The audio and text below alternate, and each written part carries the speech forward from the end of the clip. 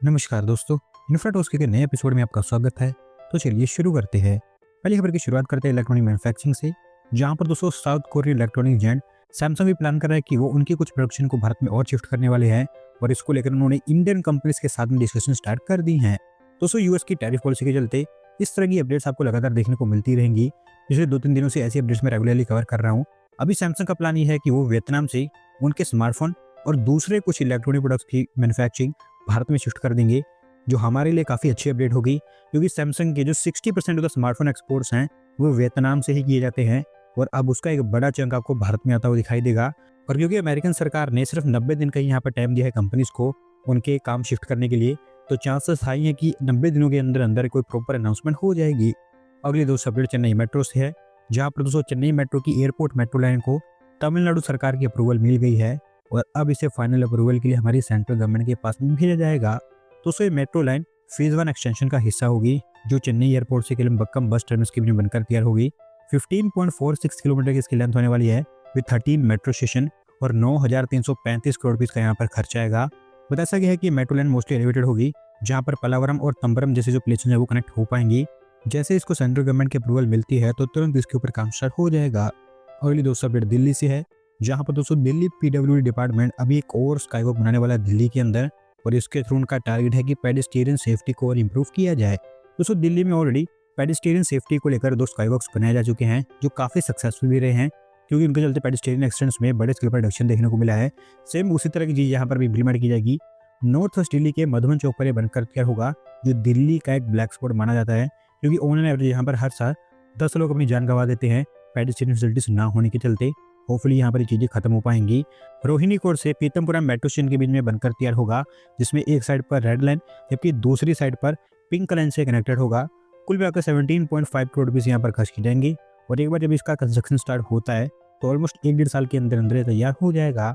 अगली दोस्तों अपडेट हमारी रेलवे से है, जहाँ पर दोस्तों रेलवे के द्वारा 8 बड़े रेलवे ब्रिज का कंस्ट्रक्शन रोक दिया गया है, जो बांग्लादेश के थ्रू बनाए जा रहे थे, और अब इन सभी के सभी रेल ब्रिजेस को रीरूट किया जाएगा। दोस्तों अगर आप जियोपॉलिटिक्स में थोड़ा सा भी इंटरेस्ट रखते हैं तो आपको पता होगा कि इस समय बांग्लादेश के द्वारा कैसी स्टेटमेंट्स दी जा रही हैं।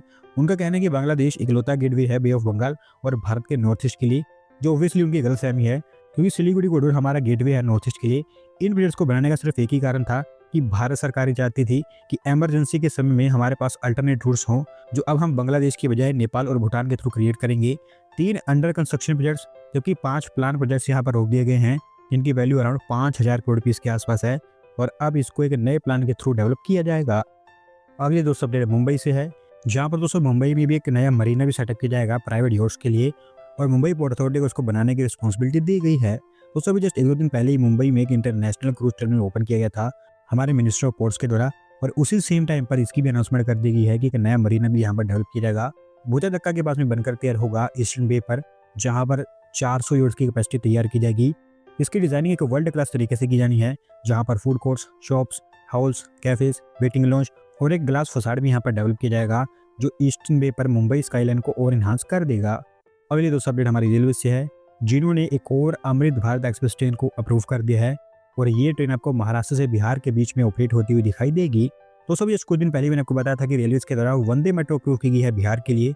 अब उसके साथ साथ एक अमृत भारत एक्सप्रेस ट्रेन भी अप्रूव की गई है, बिहार के सहरसा से मुंबई के लोकमान्य तिलक टर्मिनस के बीच में ऑपरेट होगी और ये वन ऑफ द फास्टेस्ट होगी इस रूट पर।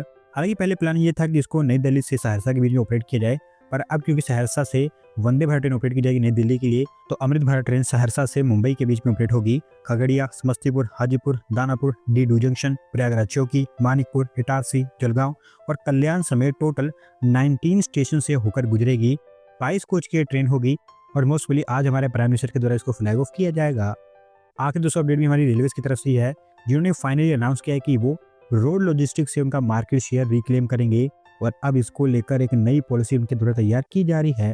तो सब जानते हैं कि ओवर द ईयर्स रेलवे का जो मार्केट शेयर रहा है लॉजिस्टिक्स सेक्टर में वो गिरता ही है। 1951 में 85%, 1991 में 60% और अब 2022 में ये 29% के आसपास है, क्योंकि रोड ट्रांसपोर्टेशन ने यहाँ पर इसको ओवरटेक कर दिया है। अभी हमारा ऑलमोस्ट 65% कार्गो रोड्स के थ्रू ट्रांसपोर्ट किया जाता है, लेकिन अब फाइनली रेलवे का कहना है कि वो इसको वापस लेंगे। Initially short distance cargo holes, जिनका डिस्टेंस अराउंड 250 से 300 किलोमीटर के बीच में है, वहाँ पर फ्रेट रेट्स को रेलवे और कम करने वाली है, जो एक ऐसा एरिया है जहाँ पर रोड ट्रांसपोर्टेशन महंगा होने के बावजूद भी ज़्यादा प्रेफर किया जाता है लास्ट माइल कनेक्टिविटी के चलते। तो अब रेलवेज यहाँ पर फ्रेट्स को कम भी करेगी और साथ साथ लास्ट माइल कनेक्टिविटी को इम्प्रूव भी करेगी। इनिशियली गुजरात और महाराष्ट्र में इसके पायलट प्रोजेक्ट स्टार्ट हो चुके हैं, जो कि मल्टीपल प्रोजेक्ट्स हैं। उन्हीं की सक्सेस पर ये देखा जाएगा कि कैसे इनको इंप्लीमेंट किया जाना है। और ओवरऑल यहाँ पर रेलवेज का टारगेट है कि उनका मार्केट शेयर 35% से ऊपर ले जाया जाए। दोस्तों आज की वीडियो में बस इतना ही। अगर आप अपनी तरफ से अपडेट सबमिट करना चाहते हैं तो डिस्क्रिप्शन में दिए गए लिंक पर क्लिक करके सबमिट कर सकते हैं। और अगर आज की वीडियो पसंद आई हो तो वीडियो को लाइक करें, चैनल को सब्सक्राइब करें। धन्यवाद वीडियो को देखने के लिए।